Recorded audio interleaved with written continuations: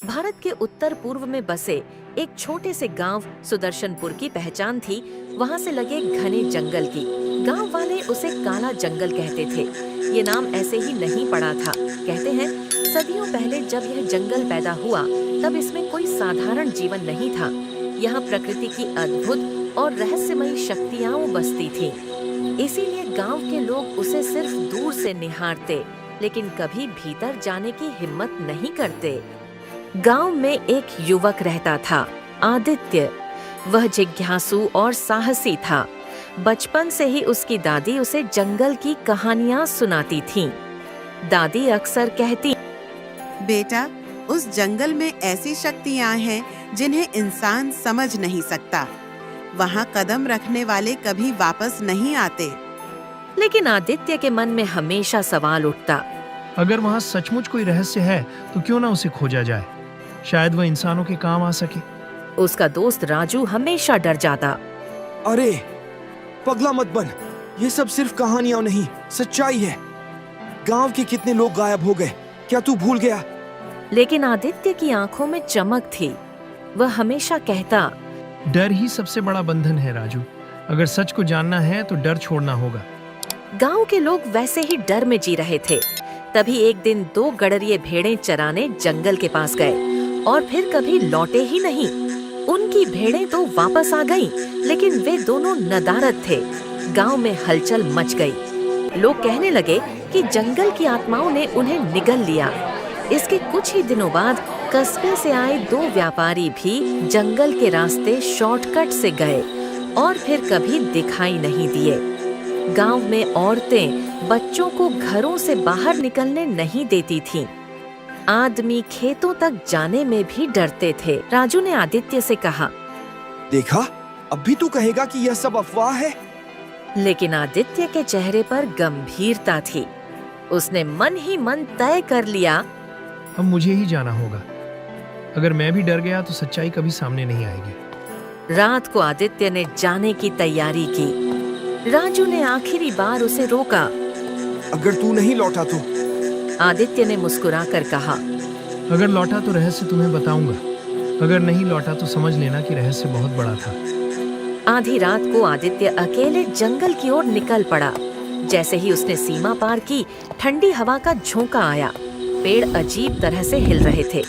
ऐसा लग रहा था मानो वे उसे देख रहे हों। कुछ दूर चलने पर जमीन पर उसे एक पुराना ताबीज मिला। उस पर अजीब सी आकृतियां उकेरी हुई थीं। उसने उसे अपनी जेब में रख लिया। अचानक उसके कानों में किसी के रोने की आवाज गूंजी। वह कांप उठा, लेकिन फिर मशाल ऊंची उठाकर बोला, कौन है वहाँ? कोई जवाब नहीं मिला। बस हवा का तेज झोंका आया और आगे बढ़ गया। करीब 1 घंटे चलने के बाद उसे एक गुफा दिखी। गुफा के दरवाजे पर वही आकृतियां बनी थीं जो ताबीज पर थीं। अंदर दीवारों पर नीले और हरे पत्थर चमक रहे थे। बीच में एक पत्थर की वेदी थी जिस पर एक प्राचीन ग्रंथ रखा था। जैसे ही आदित्य वेदी के पास पहुंचा, गुफा में गूंजती आवाज आई, कौन है जो मेरे रहस्य को भंग करने आया है? अचानक एक विशालकाय रक्षक प्रकट हुआ। उसका शरीर लोहे जैसा था और बहुत डरावना था। वह आदित्य की तरफ गुस्से से देखने लगा। उसकी आंखों से जैसे मानो आग बरस रही हो। वह गुस्से में गरजा, यह पवित्र स्थान है।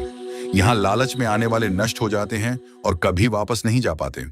यह स्थान दुनिया की सभी मनोकामनाएं और कपट से परे हैं। कौन हो तुम और यहाँ क्या करने आए हो? अपना परिचय दो। आदित्य कांपा लेकिन बोला, मैं चोर नहीं हूँ, मैं एक साधारण इंसान हूँ। मेरा नाम आदित्य है। मैं यहाँ कुछ लेने की लालसा में नहीं आया हूँ, बल्कि मैं सच्चाई जानने आया हूँ। ये जंगल क्यों लोगों को निगल जाता है? रक्षक बोला, यह जंगल धरती की जीवन शक्ति का रक्षक है। यह ग्रंथ प्रकृति का रहस्य है। इसमें संतुलन के नियम लिखे हैं। जो लोग लालच में इसे छूते हैं वे यहीं कैद हो जाते हैं। उनकी आत्माएं हमेशा भटकती रहती हैं। यही वे आवाजें हैं जो तुमने सुनी। तुम्हारे अलावा कई लोग यहाँ आए लेकिन वापस नहीं जा सके। तुम भी अगर किसी लालच में यहाँ पे आए होंगे तो तुम भी अब यहाँ से कभी नहीं जा सकोगे। आदित्य बोला।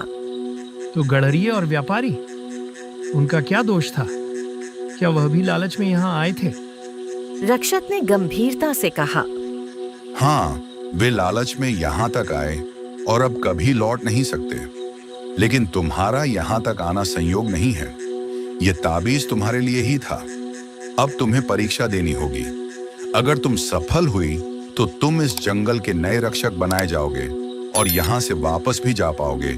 लेकिन अगर असफल रहे तो तुम भी यहाँ कहीं गुम हो जाओगे। अचानक वेदी से रोशनी निकली और आदित्य के चारों ओर फैल गई।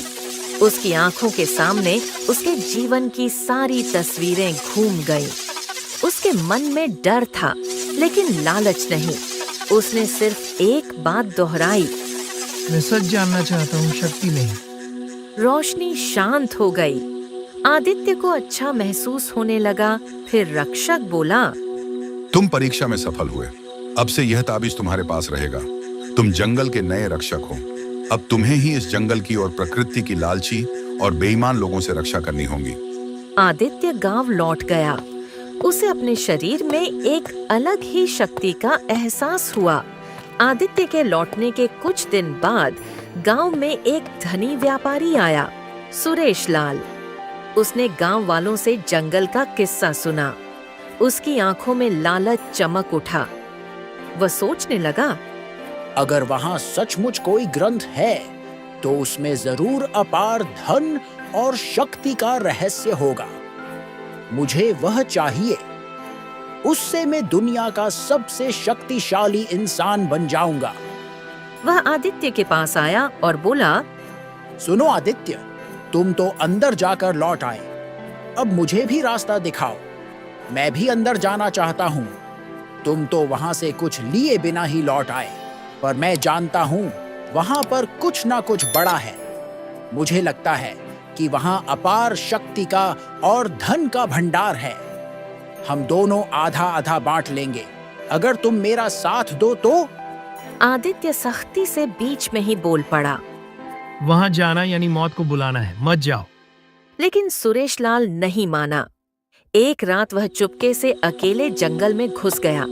जैसे ही वे लोग गुफा तक पहुंचे, अजीब घटनाएं होने लगीं। पेड़ जैसे उनकी राह रोकने लगे। अजीब अजीब सी आवाजें आने लगी। आदित्य को यह आभास हुआ। वह दौड़ता हुआ जंगल पहुंचा। उसने देखा कि व्यापारी गुफा के अंदर जाने की कोशिश कर रहे थे। तभी गुफा से वही रक्षक प्रकट हुआ। उसकी आंखों से मानो आग निकल रही थी। उसके गुस्से की कोई सीमा नहीं थी। वह गुस्से में बोला, लालची इंसान, तुमने इस जंगल की और प्रकृति की पवित्रता को भंग करने की कोशिश की है। अब तुम्हारा अंत निश्चित है। तुम्हें अब मेरे प्रकोप से कोई नहीं बचा सकता। अब इसका अंजाम भुगतने के लिए तैयार हो जाओ। व्यापारी चीखते हुए वहीं कहीं गायब हो गया। उनकी आत्माएं भी हमेशा के लिए जंगल में कैद हो गईं।